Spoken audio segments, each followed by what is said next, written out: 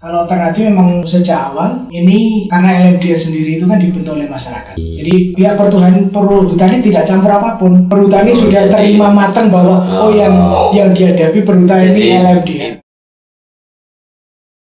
Assalamualaikum warahmatullahi wabarakatuh. Selamat pagi, semangat pagi sahabat ISK dimanapun Anda berada. Masih tetap bersama Kang Fikri di podcast isknews.com. Kali ini kita sudah bersama Bapak Romain, sarjana hukum. Beliau adalah bisa dikategorikan pemrakarsa, ya, pemrakarsa untuk mewujudkan wisata desa Ternate gitu ya. Yes. Kira-kira Pak Romain, jadi kebutuhan destinasi wisata di Kabupaten Kudus sebenarnya kan banyak ya, tempat-tempat yang sangat berpotensi bisa dikembangkan untuk objek-objek wisata. Di samping sebenarnya Kudus ini sudah ada potensi wisata yang mendunia, yaitu wisata religi kan begitu. Iya. Ada makam Sunan Kudus, ada menaranya, ada makam Sunan Muria di Colo. Di samping itu sekitar Kudus ini kan banyak sebenarnya yang ya cukup potensial untuk dikembangkan menjadi objek wisata baru. Hanya saja mungkin kepedulian pemerintah Kabupaten Kudus yang barangkali belum melirik untuk mengembangkan sektor wisata. Kalau boleh kita tahu, kok tiba-tiba Pak Romain bersama rekan-rekan muda Ternate kemudian berinovasi memanfaatkan lahan di wilayah Ternate untuk bisa dikunjungi dan diberi inovasi supaya menarik dikunjungi. Ini bagaimana cerita awalnya itu? Jadi seperti ini Pak, awalnya memang ini juga karena tuntutan zaman. Ya. Di saat-saat sekarang ini memang banyak masyarakat kita yang butuh tentunya hiburan, merefresh diri ya, yang relatif terjangkau dengan kantongnya gitu. Kemudian untuk di Kudus sendiri sebenarnya banyak daya tarik wisata yang bisa dikembangkan, yang akhir-akhir ini lumayan banyak titik.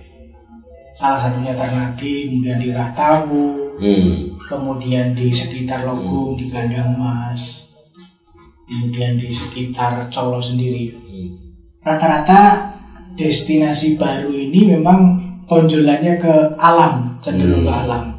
Kemudian ini juga menyesuaikan dengan pangsa pasar yang tentunya wisatawan domestik ini rata-rata pengennya datang, kemudian bisa selfie, ya. Itu dengan seperti itu, seperti di Ternate sendiri, alhamdulillah punya potensi yang sangat luar biasa, mendapatkan anugerah alam. Namun karena di Ternate ini yang bisa dikembangkan saat ini di wilayah perhutani. Jadi miliknya perhutani ya, harus dikerjasamakan ya. Tidak lepas dengan kerjasama dengan perhutani gitu. Tapi sejauh ini yang sudah diinovasi dalam bentuk apa ini? Mungkin menambah aksesoris atau menata daerah sini yang mungkin bisa untuk selfie baik dan sebagainya. Ya, sementara ini memang kita tonjolannya memang spot untuk selfie ya, spot foto dengan background. Kalau di Ternate itu backgroundnya kebun kopi, terus kemudian pegunungan Muria, baik dari sisi utara, sisi barat maupun sisi timur gitu. Kemudian arah lepas ke bawah itu ke kota. Namun di Ternate sendiri tidak hanya yang kami kembangkan, tidak hanya itu saja, namun ada sekarang ini udah ada satu trek untuk trail. Ini juga lumayan bagus. Kemudian yang tidak kalah menariknya, yakni sepeda downhill, trek sepeda downhill. Ini memang pemprakarsanya memang Jarum sih, karena kan memang ini event tahunan. Dan pesertanya bisa dari luar negeri juga, internasional ya. Artinya dengan begitu otomatis daerah kan ikut andil, dalam arti nama besarnya kan juga ikut dibawa ke sana, sehingga minimal bisa untuk promosi kan. Ya, gitu. Betul, memang ini sangat menguntungkan baik untuk daerah dan untuk desa-wisata Ternate sendiri gitu. Kemudian yang ini penjajakan terakhir ini nantinya insya Allah ada lagi para layang. Para layang di daerah sana. Ini kami mencoba untuk bekerja sama dengan KONI Kabupaten maupun Provinsi. Nantinya insya Allah dalam waktu dekat akan ada, sudah memang sudah uji coba beberapa kali, namun untuk kepastian nanti landasannya, kemudian finishnya atau tempat pendaratannya itu nanti kita ujikan lagi. Jadi paling tidak potensi alam ini kan ya syarat utama ya, artinya untuk pengembangan wisata. Hanya saja mungkin untuk memoles ini diperlukan tangan-tangan terampil, sehingga nanti yang semula ada tapi tiada pada akhirnya dengan polesan-polesan itu akan menjadi terkenal kan begitu. Mungkin bisa diceritakan Pak Rumain, jadi inisiator dan penggagasnya kan tentu panjenengan ya. Cuma dari sisi pembiayaan awal ini kan, misalnya butuh bambu-bambu, butuh apa, butuh ini kan tentu tidak mungkin dianggarkan dari kas desa atau mungkin dari APBD atau mungkin dari sponsor sebelum memoles dulu lah. Untuk awal memoles ini kira-kira cara mendapatkan dana supaya teman-teman itu kemudian terus tergerak daurunan itu caranya. Di samping nanti sahabat ISK juga akan kita tampilkan beberapa foto ya, foto potensi desa Ternadi di mana saat ini sudah mungkin semakin banyak pengunjung ya tentu. Ini cara mendapatkan iuran dana itu loh yang awal, yang penting itu seperti itu. Oke. Dulu itu begini ceritanya, memang berawal dari semula memang di Ternate tidak ada apa-apa. Ketika itu karena sana memang lahan perhutani yang dikerjakan oleh warga, di sana memang mayoritas tanaman perkebunan kopi. Ya. Nah, setelah perkembangan di era kebutuhan anak-anak muda terutama yang ingin selfie, kemudian karena sudah ada beberapa yang datang ke sana, akhirnya teman-teman yang di sana berinisiatif untuk mencoba. Semula dibuatkan spot foto gitu. Rata-rata memang bahan bakunya dari bambu dan papan kayu. Gitu. Kemudian ngambil ranting-ranting bambu itu dibuat seperti sarang burung dan beberapa spot foto yang lain. Itu memang murni dulu memang swadaya dari teman-teman itu. Dengan waktu itu kompensasi teman-teman yang bareng-bareng mengerjakan di sana, tentunya dengan harapan ketika kunjungan wisatawan sudah ramai akan tentu akan konsekuensinya mesti ada pertumbuhan ekonomi di sana, juga kebutuhan makan minum mereka kan. Mungkin orang di desa ini mesti berinisiatif kan. Betul. Kemudian yang memang yang berjualan di sana dulu itu memang bareng-bareng secara bersama-sama. Yang ikut jualan di sana konsekuensinya harus bisa bersama-sama membuatkan spot foto, kemudian memperbaiki akses jalan gitu. Namun yang sekarang ini memang kendala terberat ya yang kami alami khususnya di desa Ternate dan beberapa desa yang memang destinasi wisatanya di pegunungan itu memang aksesibilitas, Pak. Ini yang sangat kami kebutuhan kami harapkan ada sentuhan mungkin dari ada campur tangan dari pemerintah pokoknya, karena memang seperti Ternadi ini akses jalan dari Piji sampai Ternadi ini kan maaf memang masih sempit. Padahal saya selaku pengelola desa wisata Ternadi tentunya berharap kalau kita memang ingin menjadi desa wisata, akses harusnya memadai. Setidaknya kendaraan bis bisa masuk sampai sana. Nah ini yang kendala paling berat. Ya mungkin ini bisa menjadi catatan dari pemerintah kabupaten ataupun pemerintah provinsi dalam hal ini penentu kebijakan. Nah artinya ikhtiar sudah dilakukan secara mandiri oleh warga sekitar, kan begitu. Kemudian saya pernah mendengar ketika sudah diikhtiarkan sedemikian rupa, sudah banyak pengunjung dan artinya sudah jadilah, tiba-tiba ada faktor alam, ada angin ribut atau angin apa itu, akhirnya spot foto yang sudah dibangun ini kocar kacir kan begitu. Betul, ya. Pernah juga ya Pak Rumain? Jadi ini pengalaman yang lumayan pahit.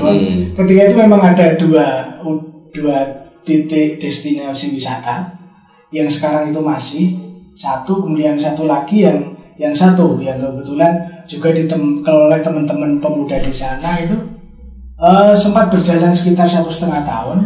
Namun karena di luar perhitungan kami bahwa di tempat itu memang tempat pusara angin ya. Nah kemudian pada saat musim penghujan itu waharanya habis. Nah akhirnya karena kami dari komunitas yang komunitas ekonomi lemah, dengan pertimbangan kalau ini kita buka kembali ini butuh investasi besar. Nah saat ini kami memang belum mampu. Akhirnya masih sampai sekarang ini mati gitu. Kondisinya masih dibiarkan seperti itu. Meskipun ada kunjungan 1-2, namun memang tidak bisa kami. Kita belum mampu merenovasi kembali. Betul ya. Jadi ya itulah mungkin tantangan dari mungkin teman-teman di Ternadi ya. Artinya inisiatornya sudah, wujudnya sudah, tinggal bagaimana peran pemerintah untuk mendukung dan memoles agar ini juga termasuk potensi wisata yang ada di Kabupaten Kudus yang patut untuk dikembangkan kan begitu. Sejauh ini Pak Rumain, komunikasi dengan dinas terkait khususnya di budaya pariwisata ini sudah pernah dilakukan, dan apa kira-kira menurut dinas pariwisata tentang potensi wisata yang ada di Ternadi? Alhamdulillah begini, memang saat ini tahun ini kami rasakan bahwa peran Pemkab Kudus melalui dinas pariwisata memang sudah lumayan ada perhatian ya, ada campur tangan lah istilahnya. Namun memang satu ada kendala itu wilayahnya ada di lahan perhutani, itu satu. Kemudian memang ketika kami komunikasi dengan teman-teman di Dinas Kebudayaan Pariwisata, memang kami menyadari bahwa anggaran yang ada di sana masih tidak memadai. Iya, masih jauh dari memadai. Iya, apalagi ini ada pandemi COVID ini malah dirasionalisasi tentu kan. Iya, betul. Namun peran aktif dari Dinas Pariwisata sendiri kami rasakan sudah lebih baik daripada sebelumnya kan gitu. Jadi bentuk peran sudah ada, kemudian kami pun mencoba mencoba mengeluh langsung kepada Pak PLT Bupati juga. Namun mudah-mudahan lah insya Allah ada satu permohonan kami yang insya Allah akan terwujud pada tahun ini, yakni ini pengadaan atau pemasangan lampu penerangan jalan ke arah wisata yang destinasi wisata religiusnya yang Kalietno. Oh, yang di Kalietno. Ya, insya Allah tahun ini ya semoga saja. Iya, ya mudah-mudahan lah. Ya. Kan artinya wisata religi di Kalietno sendiri sebenarnya kan sudah sedemikian terkenal. Artinya banyak tamu-tamu dari luar daerah yang tentu hal ini butuh campur tangan pemerintah. Ya setidaknya bagaimana agar tamu-tamu ini diberi kesan pertama begitu menggoda kan begitu.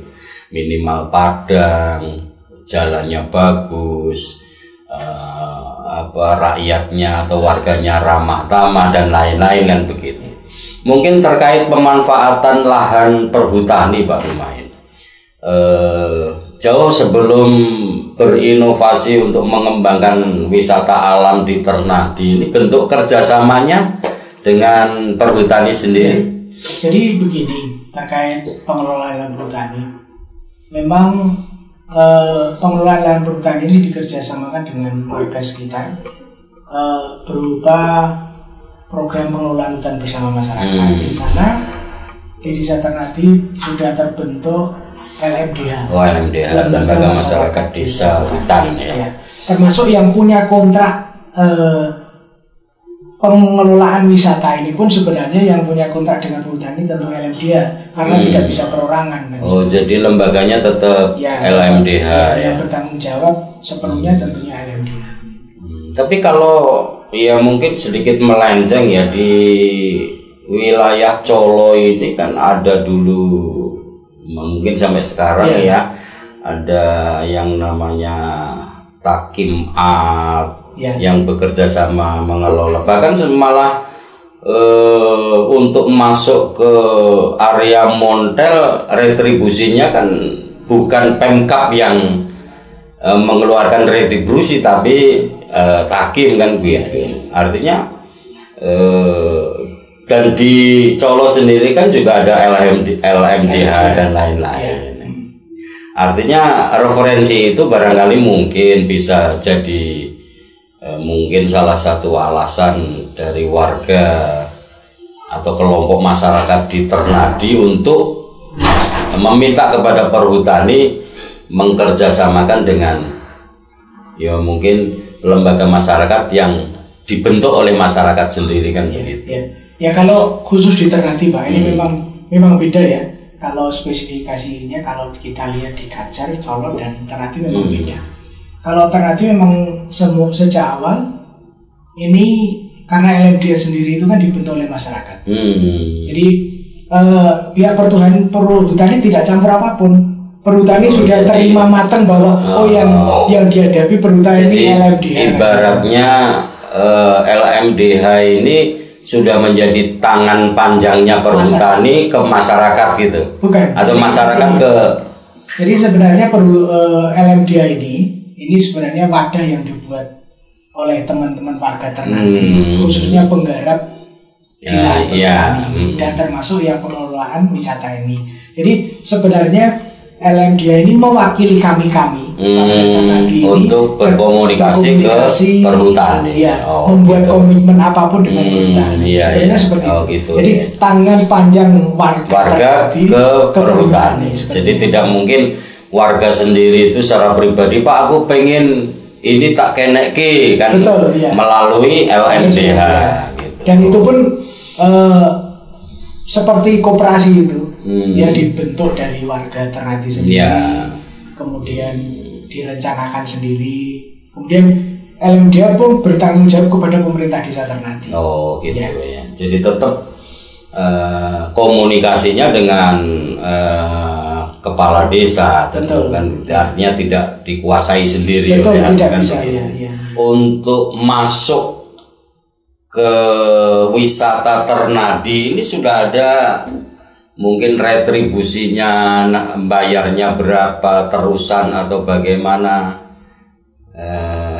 kemudian nitip sepeda motornya itu sudah diberi lahan atau dia masih bingung cari supaya nanti bisa jadi referensi sahabat ISK dimanapun berada misalnya kepingin dolan ke sana nyoba nanti misalnya tempat sepeda motornya sudah ada, nek misalnya mau minum apapun sudah ada, warung-warungnya dan lain-lain misalnya. Oke, sebagai gambaran bahwa ini, jadi fasilitas yang ada memang, maaf, saat ini belum memang sepenuhnya sesuai harapan kami, karena memang kami berproses, kemudian kami memang berjalan tidak memakai investasi besar, karena memang mandiri, teman-teman sendiri. Jadi begini, untuk akses ke sana memang sampai saat ini, kalau sampai bumi perkemahan Ternadi yang masih satu paket itu, di bawah itu ada bumi perkemahan Ternadi, dan situ tempat finishnya sepeda downhill.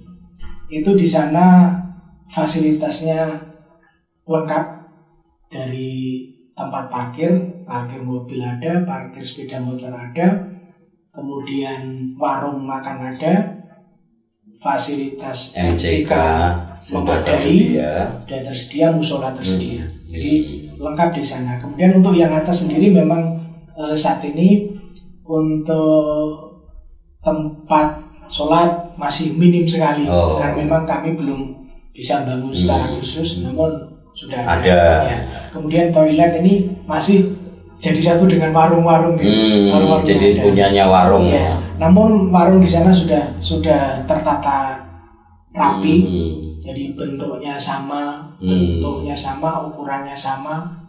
Jadi yang di atas ini 14 warung itu sama semua. Kemudian di sana lahan parkir kendaraan bermotor juga sudah tersedia. Kemudian kalau di sana misalkan mau ngecamp, di sana juga ada fasilitas sewa tenda juga. Jadi ada seperti itu juga. Ya, namun sebaiknya kalau mau ngecamp, konfirmasi dulu sama pengelola, apakah memang tempatnya saat itu memungkinkan, misalkan terpakai apa tidak, itu memang jadi semua harus dikonfirmasi. Ya. Oke. Kemudian yang mungkin yang pesan yang paling utama ini, terutama pengunjung yang muda-muda ini, sebisa mungkin peringatan yang ada di sana diindahkan, termasuk peringatan teman-teman petugas di sana ketika harus mendinginkan remnya, baik itu harus berhenti atau disiram dengan air. Karena memang rata-rata rem kendaraan bermotor matic, maaf ini saya tidak mendiskreditkan matic, bukan, tapi rata-rata di sana ketika digunakan pengereman dari atas sampai bawah non-stop itu panas itu bisa loss ya. Jadi artinya olinya mandek gitu. Ya, tidak tahu penyebabnya karena panas. Ya, gitu, tapi memang akhirnya tidak berfungsi. Inilah yang harus diperhatikan. Kemudian kalau memang dirasa ragu atau tidak berani naik ke atas, lebih baik ada fasilitas ngojek. Ada ya. Ada parkir di bumi perkemahan, kemudian bumi perkemahan naik menuju fasilitas ojek. Gitu. Jadi mungkin ini informasi yang paling penting untuk sahabat ISK dimanapun Anda berada ya, bahwa untuk mencapai puncak Ternadi ini memang mungkin tidak semua orang ada nyali ke sana.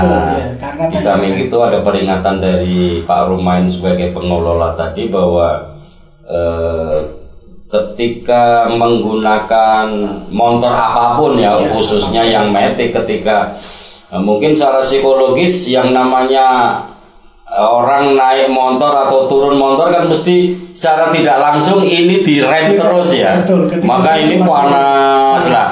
Kemungkinan ketika ini panasnya sudah terlalu sehingga ini bisa tidak berfungsi. Ini yang membahayakan. Oleh karenanya disarankan ketika memang dalam tanda kutip belum mahir menggunakan sepeda motor sendiri sampai puncak, ini panitia penyelenggara sudah menyediakan tempat di wisata di perkemahannya ya, di bumi perkemahannya nanti ada jasa ojek yang mengantarkan ke sana pulang pergi kan begitu. Ini atau kalau tidak malah kalau misalkan ingin menikmati indahnya jalan kaki malah lebih bagus ya. Tapi nanti ada jalur-jalurnya supaya mereka tidak kesasar. Ada. Karena memang jalur khusus ini ada 2 jalur. Yang satu itu kalau yang lewat Buper ini jalurnya memang ada paving kiri kanan, paving lubang-lubang. Kemudian kalau yang jalur atas itu memang agak sempit karena hanya jalan cor 1 meter dari bawah sampai atas, karena memang itu dulu memang murni swadaya masyarakat ya. Jadi sahabat ISK, Anda penasaran bagaimana Ternadi, nanti bisa kita bantu untuk menayangkan foto-foto yang mungkin bisa menjadi referensi panjenengan semua untuk mengunjungi wisata Ternadi yang tentu tidak kalah eloknya dengan wisata-wisata alam yang mungkin sudah banyak dikunjungi. Terakhir Pak Rumain, ini mungkin permintaan atau permohonan dari penyelenggara atau pemrakarsa wisata itu kepada pemerintah daerah khususnya di Kabupaten Kudus, kira-kira untuk mendukung agar destinasi wisata ini bisa booming, bisa banyak dikunjungi. Tentu obor rampenya kan banyak hal yang harus disiapkan. Mungkin yang paling mendesak di samping lampu tadi, kira-kira apa yang penting disampaikan kepada pemerintah daerah? Oke, memang yang utama tentunya kami butuh bimbingan dari dinas terkait, terutama Dinas Kebudayaan Pariwisata, karena memang kami di Ternadi baik Pok Darwisnya maupun pengelola desa wisata ini paling muda. Jadi kami belum ada 1 tahun dan kami harus mengejar ketertinggalan kami dengan 15 desa yang lain di Kabupaten Kudus. Jadi di Kudus ini ada 15 desa yang sedang mengembangkan. Jadi pada tahun ini kebetulan desa wisata di Kudus dibuatkan SK Bupati. Jadi ini untuk tahun pertama 15 desa. Dan maaf, ini Ternadi termasuk paling muda.